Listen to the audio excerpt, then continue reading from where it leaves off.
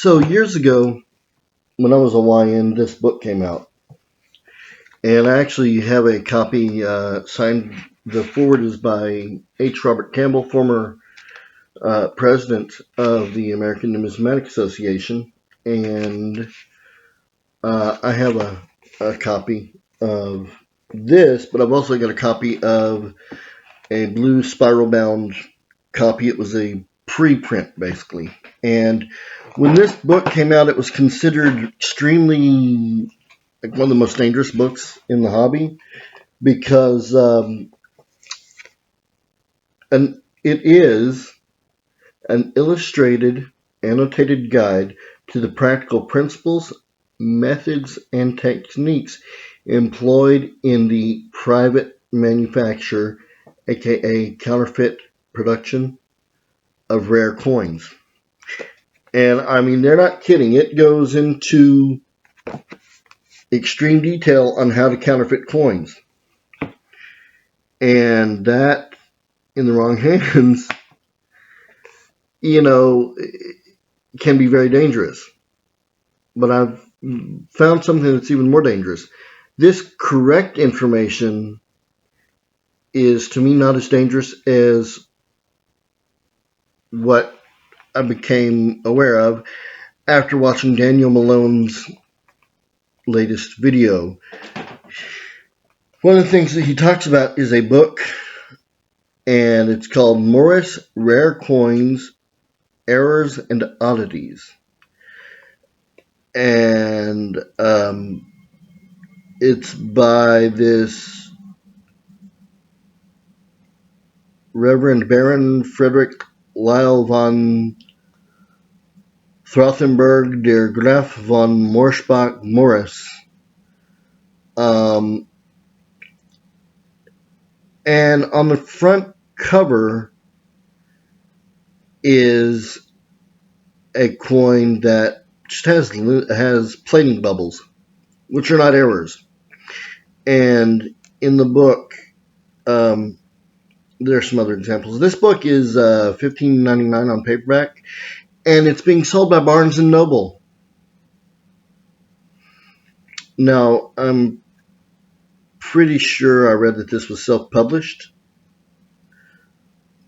but this to me is scary. This man, I have to be careful because I don't want to get in legal trouble, but I think it's very clear this man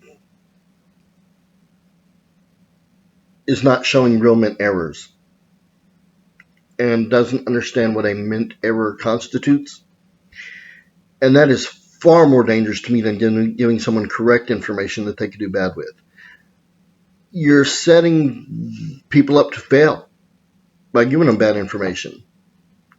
And I'm seeing the hobby inundated with that, inundated with terrible, terrible, terrible information. And I don't understand it. If you don't know something, say, I don't know. I've had to say I don't know many times, especially starting, I've been doing this a long time. And again, just because you've been doing something a long time doesn't mean you know anything.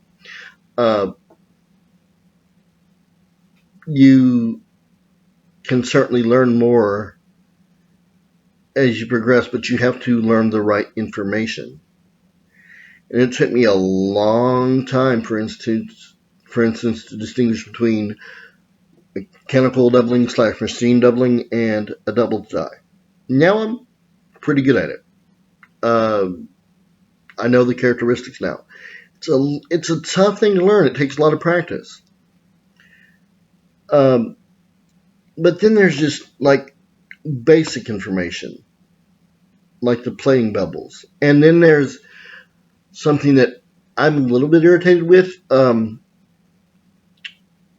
while they are legitimate die errors, I think the desire for them is overblown, and that's die breaks, die chips, die cracks. I'm not talking cuds. I'm talking, these little minor things. They're a millimeter. I don't understand the appeal. And there's not only the fact that they're so minor that you really have to look to see them, but also if you know the way coins are made, you know that there is hundreds to thousands of examples of those coins and die breaks, and so they're not rare.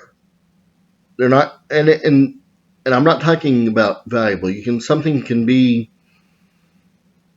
cool but not valuable. I'm talking they're so common. You could have 100 examples, and if you've got 100 examples of something, by the way, it's probably not collectible.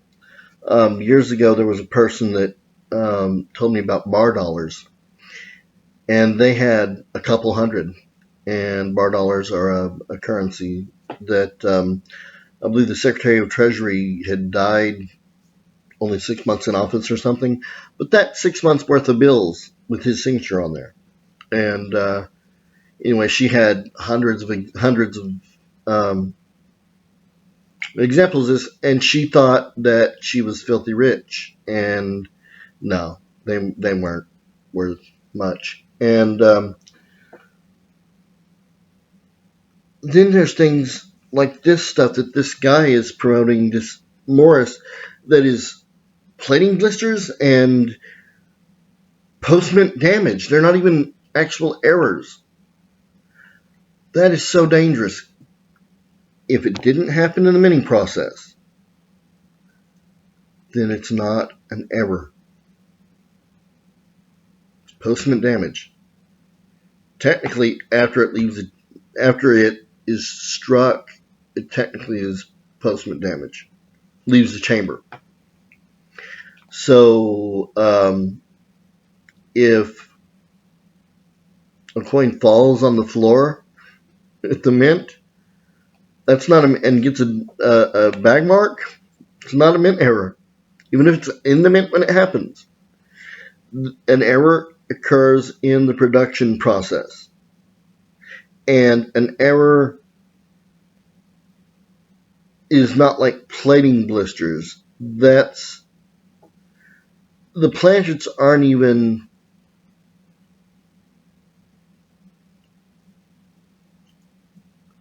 most of the time. The alloys and the metals and all that, the sheets, the coils, are made outside the mint and brought into the mint. So the bubbles don't even happen in the mint at all. And it's such a minor thing anyway. We are very well aware of how mint errors happen and what happens and what can be an error and what isn't. And people don't want to learn and they don't want to research.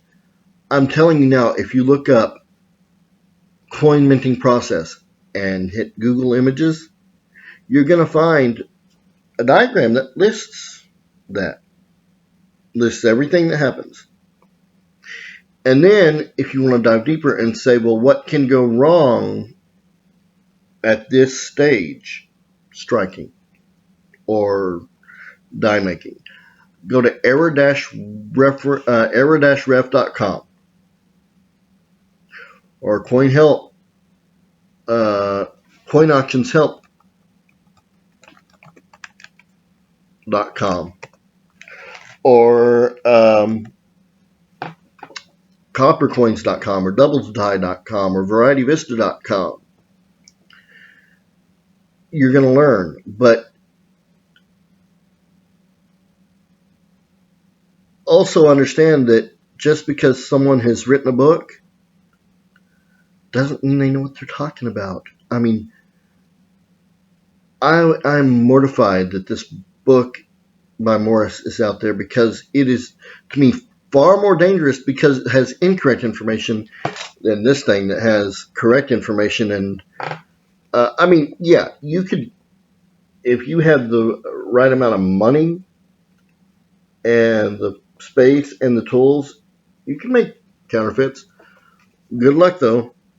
But now everyone that reads his book is going to find a parking lot coin, a dryer coin, meaning Morris's book, and they're going to think, oh, I'm rich now, and then they're going to come to Coin Help, or they're going to come to Coin Collectors of Facebook, my group, and they're going to, submit it to a third-party grading service, and they're going to be sorely disappointed, and then they're going to come away upset because they were giving them wrong information, and now they think everybody's out to get them and just doesn't want their coin to be valuable when that's not the case, or rare.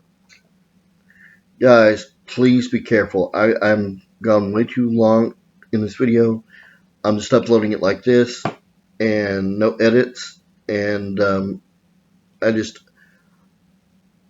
I'm so concerned about this book, and just bad information in general.